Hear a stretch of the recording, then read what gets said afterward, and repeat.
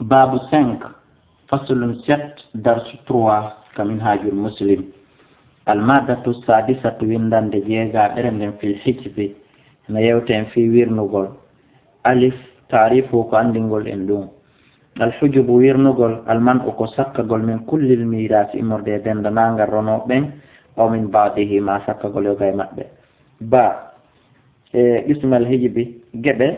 ويرنغول. أولا حجب النقص كويرنغول حجب النقص كويرنغول بيتغول. والمراد به كفان دايدو نقول الوارث كو اجينغو رونو من فرد اتما كجبال اكثر قرنغال دودو الى فرد اتما ارسرا ما جبال اقل قرنغال فاندو او من فرد ما اتما جبال الى تعصيب النبا ما يحبتغول او العكس ما كونترير مو اي من تعصيب اتما يحبتغول الى فرد النبا ما جبال ما يتغول ما كفان دي نبا ما كدودي. والذين بانهم يحجبون هذا تابه هذا غيرهم كوينا هورما يحجبون قسانم كو ويرنغول يوتغول ستة أنفار هجب نقصان ويرنان يوتغول ستة أنفار كجروبات جيغو وهم كون بين الابن كبيدو وابن الابن بيدو بيدو وإن نزل يجيبك فيحجبان بيدو ديدو ويرني الزوجة مودي من النسف إتما فكر إلا ربي نبأم إنا يبال والزوجة ويرني كدي بينغو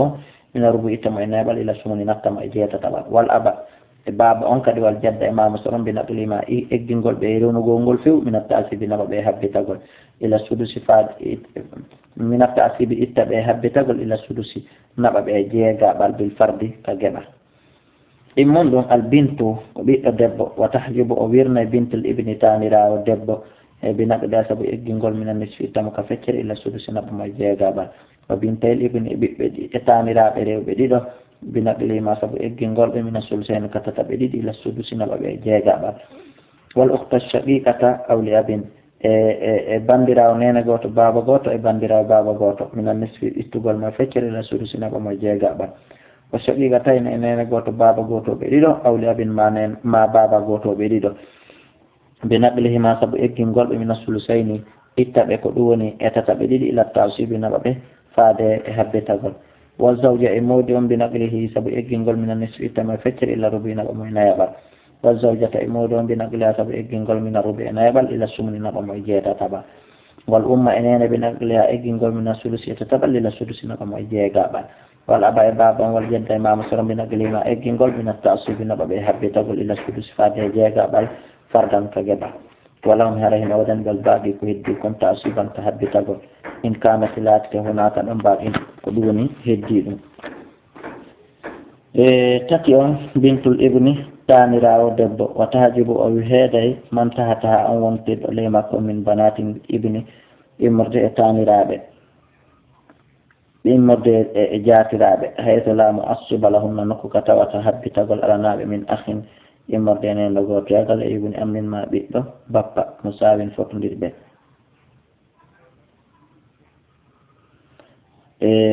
في الدرجة كدرجة فتنقل الواحدة هرقوتون إجاي من النصف ويفتر إلا سدسيا جيغابا وتنقل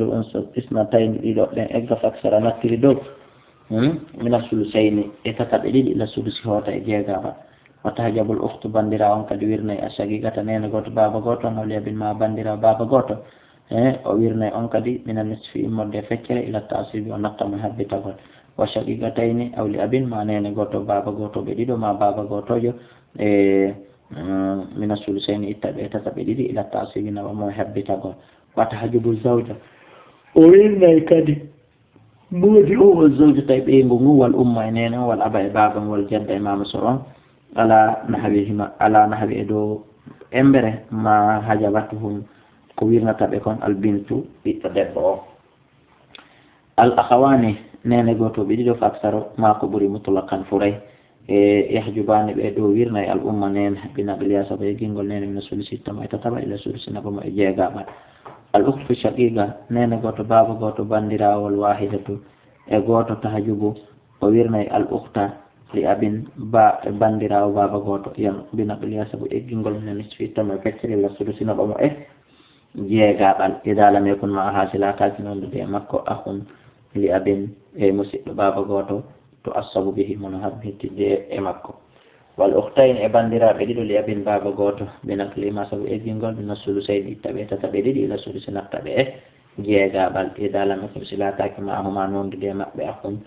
لأب مسيء باب غوتو تؤصبان به نواوي هد بنتني به سبمور ثانيا دي من حجب الإسقاط كبيرنا لفكاين لفرين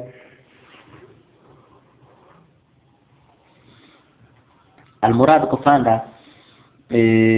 من بحجب الإسقاط من إمرد ويرنان لفكاين hirman ko dogol al warisi rono few min kulli ma kana yarsu immorde kala ko latino koye mo dono ronde lawla al hajibi sonano heedede nde al hajibuna heedede li gayrihim tana hooremum hajibun ko wirnande asqatin fukkinede 19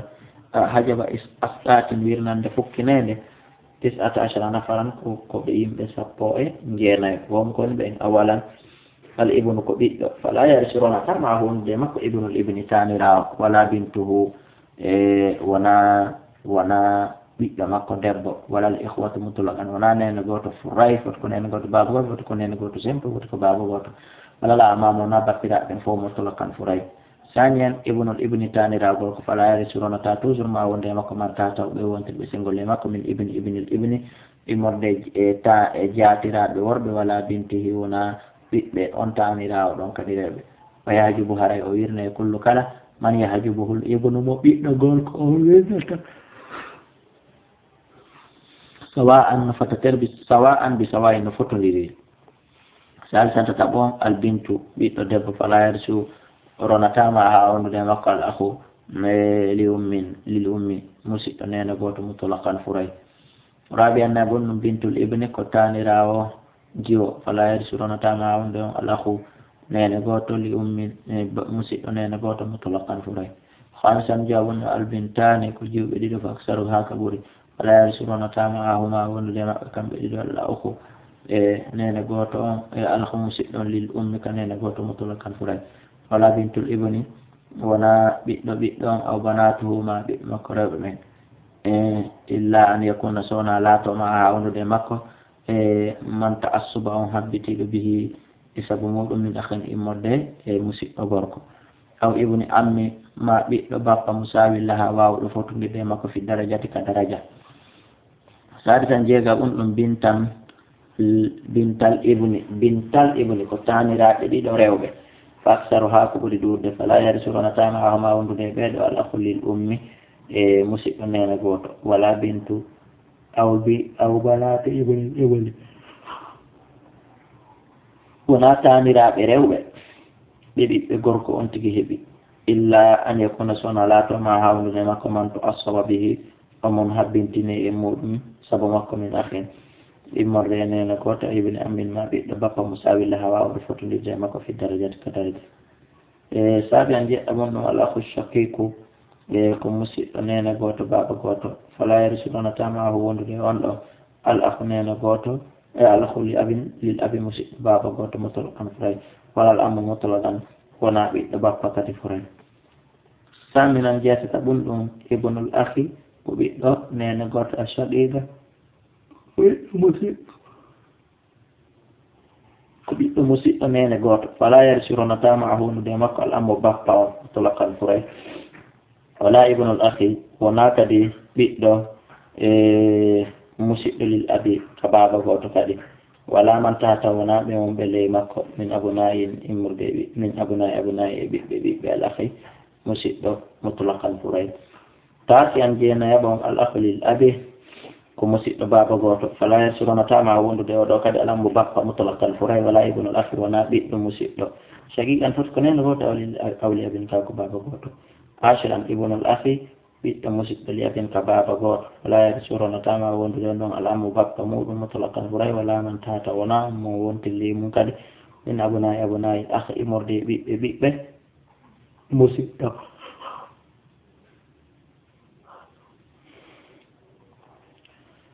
الثاني عشر سقوي اليوم ابن الأم ɓiɗɗo bappa الشقيق nene goto baba goto fala yarsuronatama wondude oɗo ibn al-am lil abi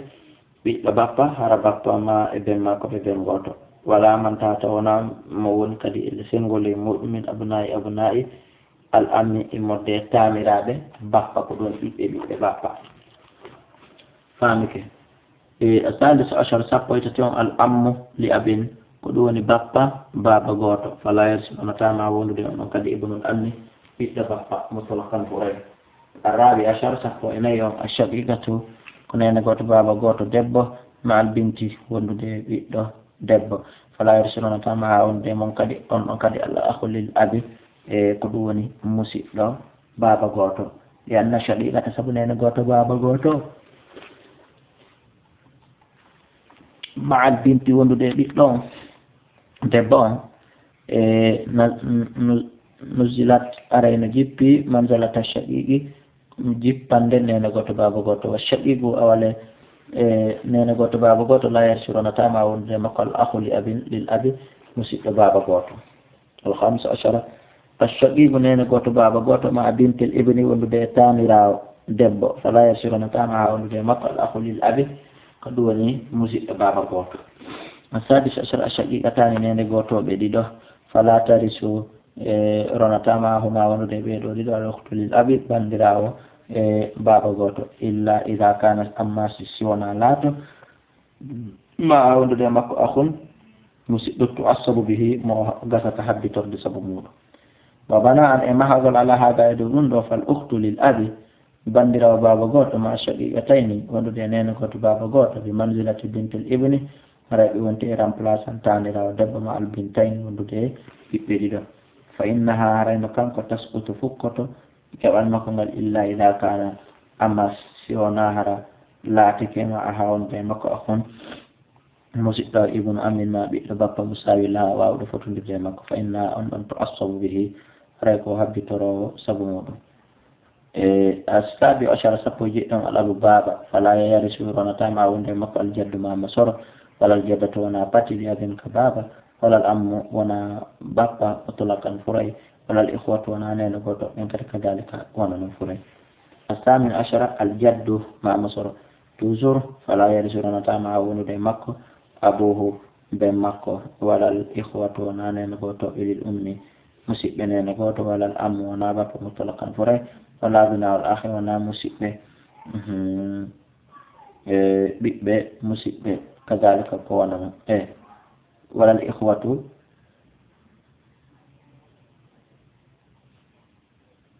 ولا ابناء الأخ ونا بيب مسيب كذلك دون كوانا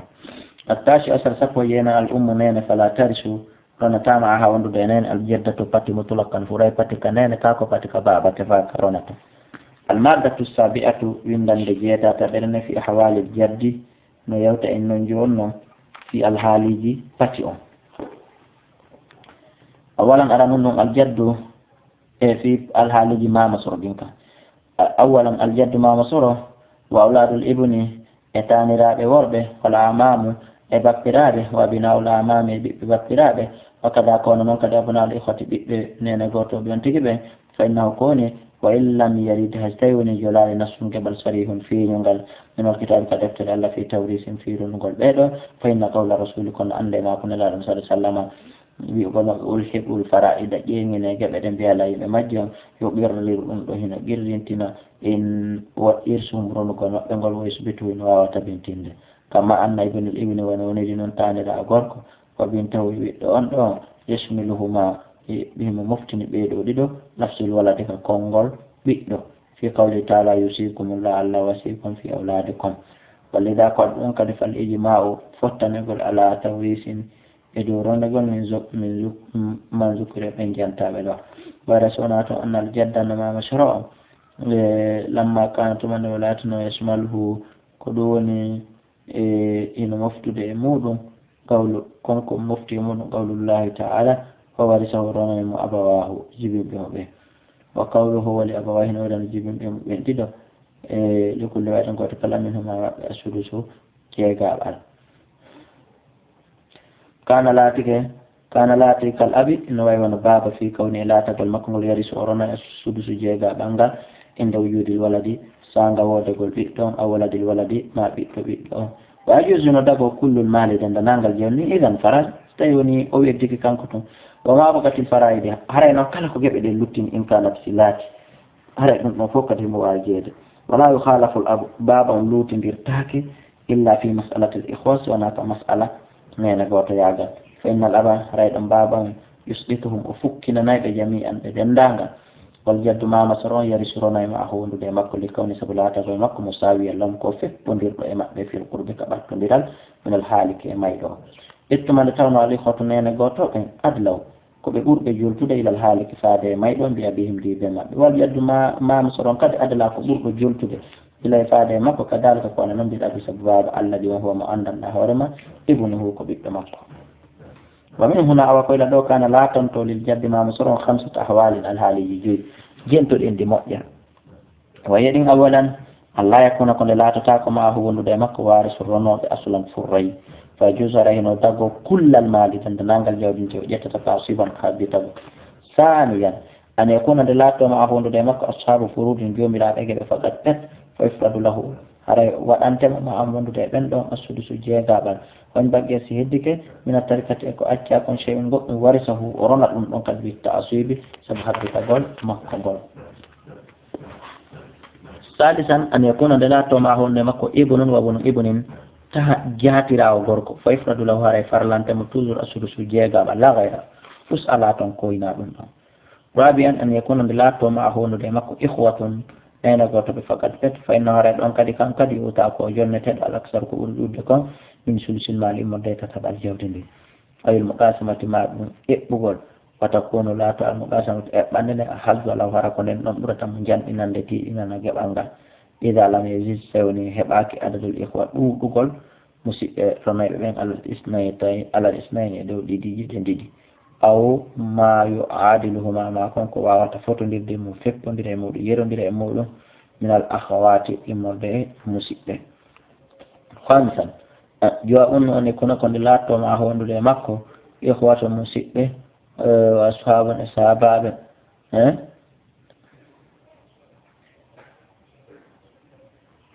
وأصحاب فروض أفوان جومرا بجبه فإنه هريدون هين نكانكو هين إذن أنتما يوتا أجونة أفضل كبري يودو بكم من سدسين إما بيجيغا بالكامل التركة تمنا ينغالكو أكياكم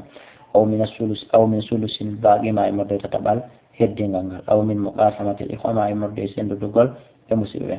وإن استغرقت الفروض سيوني ننجب إذن يولي التركة أكياكم فإن الإخوة ترنين غوتوب يسقطون haray ko ɓe fukkinaɓe